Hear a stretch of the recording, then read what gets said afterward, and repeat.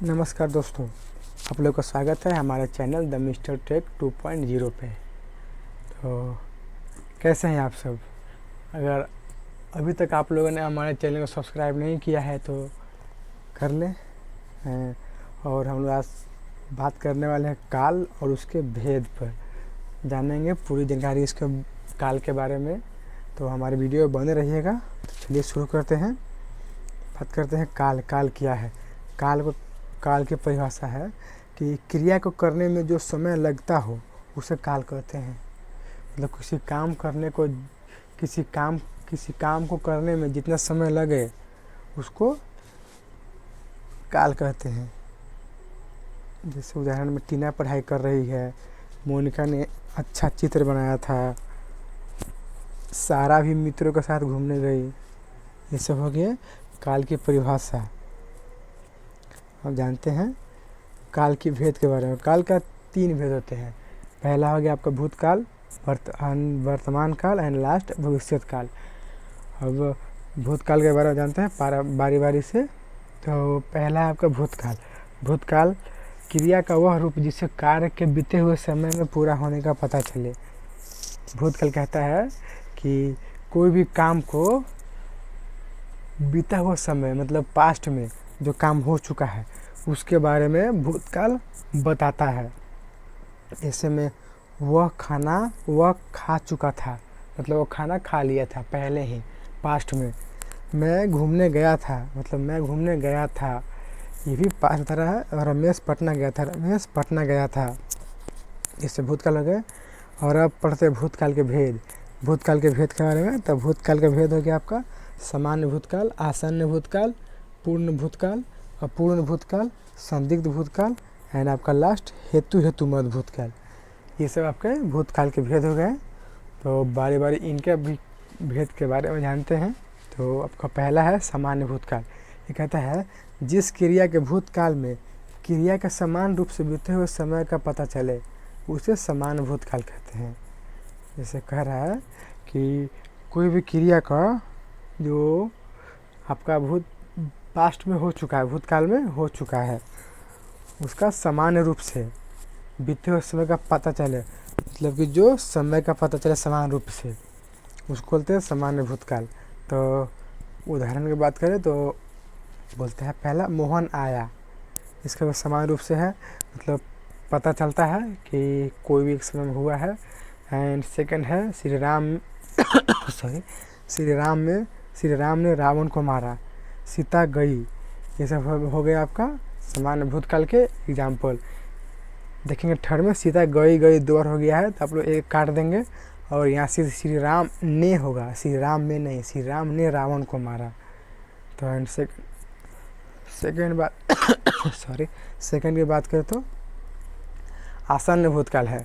तो ये कह रहा है कि क्रिया के जिस रूप से यह पता चले कि क्रिया अभी कुछ समय पहले ही पूर्ण हुई या खत्म हुई है उसे आसन्न भूतकाल कहते हैं।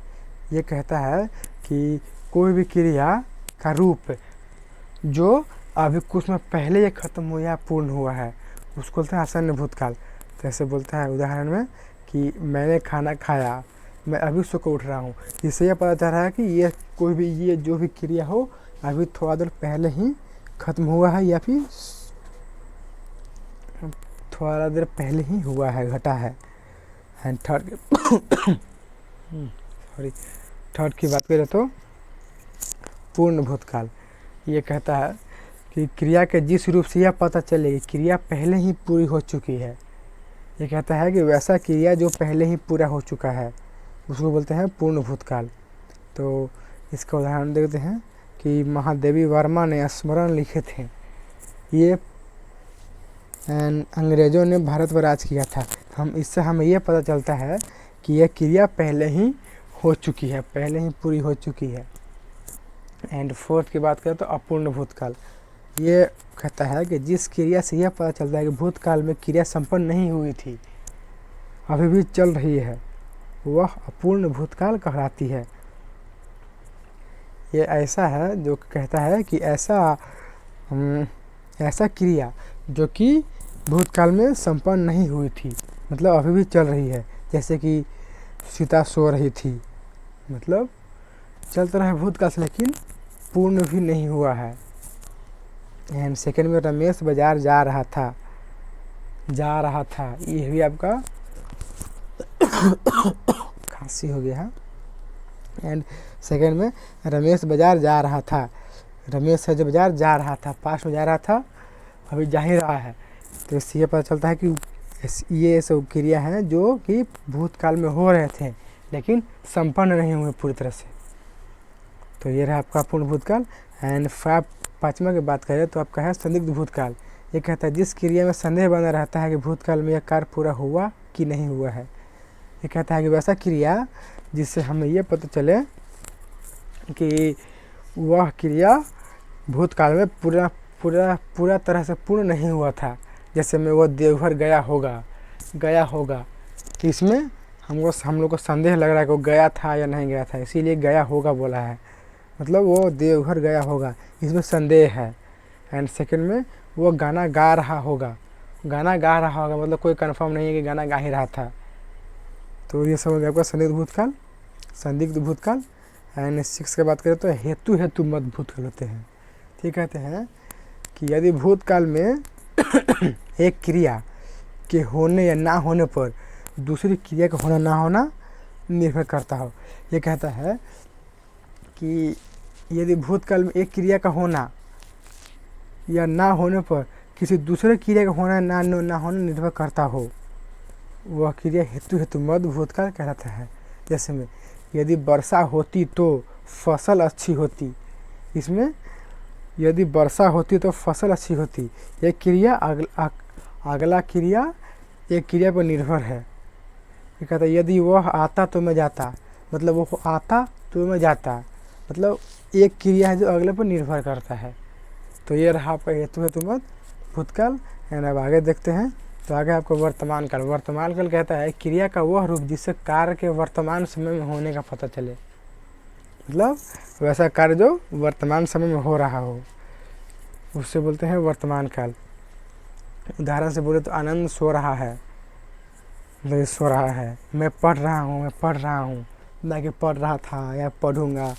इसे पढ़ रहा था मतलब भूतकाल हो गया, पढ़ूंगा मतलब भविष्य काल। यहाँ पे है मैं पढ़ रहा हूँ मतलब अभी पढ़ रहा हूँ।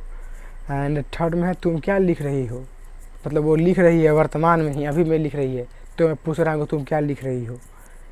एंड आगे देखते हैं काल, वर्तमान काल के 3 भेद होते हैं, सामान्य वर्तमान काल, तत्कालीन या अपूर्ण वर्तमान काल, एंड लास्ट संदिग्ध वर्तमान काल। तो जानते हैं इसके बारे मतलब वर्तमान काल के भेद के बारे में। तो आपको पहला है सामान्य वर्तमान काल। कहता है क्रिया का वह रूप जिससे क्रिया के वर्तमान में होना पाया जाता हो।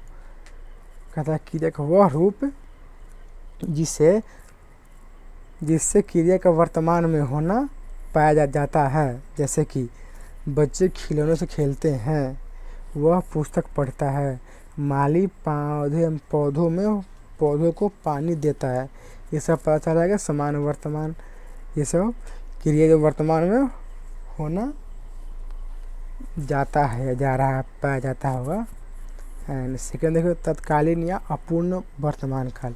तो ये कहता है क्रिया के किस रूप से यह पता चलता है कि कार्य वर्तमान काल में हो रहा है। कह रहा है कि क्रिया के जिस रूप से यह पता चलता है कि कार्य वर्तमान काल में हो रहा है, मतलब वह क्रिया जो वर्तमान काल में हो रहा है वह सब तत्कालीन या अपूर्ण वर्तमान काल कहलाते हैं। जैसे कि मैं पढ़ रहा हूँ, मैं लिख रहा हूँ, ये सब का वर्तमान काल में हो रहा है ये सब क्रिया। थर्ड की बात करें तो संदिग्ध वर्तमान काल। ये कहता है कि जिस क्रिया में वर्तमान समय में पूर्ण होने में संदेह हो वह संदिग्ध वर्तमान काल कहलाता है। कहता है कि वैसा वर्तमान काल जिसे क्रिया में वर्तमान समय पूर्ण होने में संदेह हो कि वह हो रहा है या नहीं हो रहा है वर्तमान समय में। जैसे राम पढ़ रहा होगा क्वेश्चन मार्क आ रहा है इसमें, मतलब वो कोई कंफर्म नहीं कि पढ़ रहा है या नहीं पढ़ रहा होगा। आज विद्यालय खुला होगा, हेलो भाई, ये सब हो गया।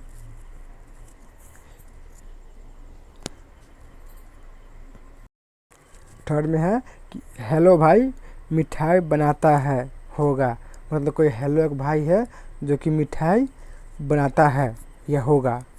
इसमें भी क्वेश्चन मार्क, मतलब कोई संदिग्ध पाया जा रहा है, कोई कंफर्म नहीं। एंड थर्ड है आपका भविष्यकाल। ये कहता है क्रिया का वह रूप जिससे कार्य को भविष्य में होना का पता चलता है, होने का पता चलता है, मतलब ऐसा क्रिया, वैसा कोई काम जो कि भविष्य में होगा। जैसे कि वह कल घर जाएगा, चिंटू कल घूमने जाएगा, रामू कल घर जाएगा, ये सबसे पता चलता है कि वो काम भविष्य में होने वाले हैं। एंड भविष्यकाल के भेद की बात करें तो सामान्य भविष्यकाल, संभाव्य भविष्यकाल, हेतु मध्य भविष्यकाल, ये सब हो गया आपका भविष्यकाल के भेद। तो जानते हैं पहला क्या है। पहला आपका सामान्य भविष्यकाल। ये कहता है क्रिया के जिस रूप से उसके भविष्य के सामान्य ढंग का पता चलता हो, क्रिया सामान्य भविष्यकाल की क्रिया कहलाती है।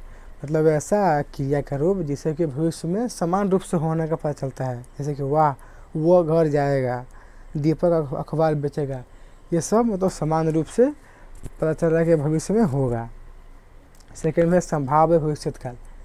कहता है कि क्रिया के जिस रूप से उसके भविष्य में होने की संभावना का पता चलता हो, मतलब ऐसा क्रिया जिसका भविष्य में होने का संभावना का पता चलता है, उसे कहते हैं संभाव्य भविष्यकाल। जैसे कि शायद चोर पकड़ा जाए, कंफर्म नहीं है कि पकड़ा जाएगा, शायद, हो सकता है कि मैं कल वहाँ जाऊँ, हो सकता है, कोई कंफर्म नहीं कि मैं जाऊँगा। तो ये दोनों से पता चलता है कि यह संभावना है, ना कि पूरा कंफर्म। एंड थर्ड की बात करें तो ये है हेतु मध्य भविष्यकाल। कहता है कि क्रिया के जिस रूप से एक कार्य का पूरा होना दूसरे आने वाले समय क्रिया पर निर्भर करता हो, वह क्रिया हेतु मध्य भविष्यकाल कहलाता है। जैसे कि वह आए तो मैं जाऊँ, मतलब वो आएगा तो मैं जाऊँगा, एक क्रिया का डिपेंडेंस है अगला पे। एंड जो कमाए सो खाए, तो वो जो कमाए सो खाए, मतलब जो कमाएगा वो खाएगा। तो ये सब है आपका काल और काल की परिभाषा। तो तो हमारे वीडियो को लाइक करें, सब्सक्राइब करें। धन्यवाद, थैंक यू।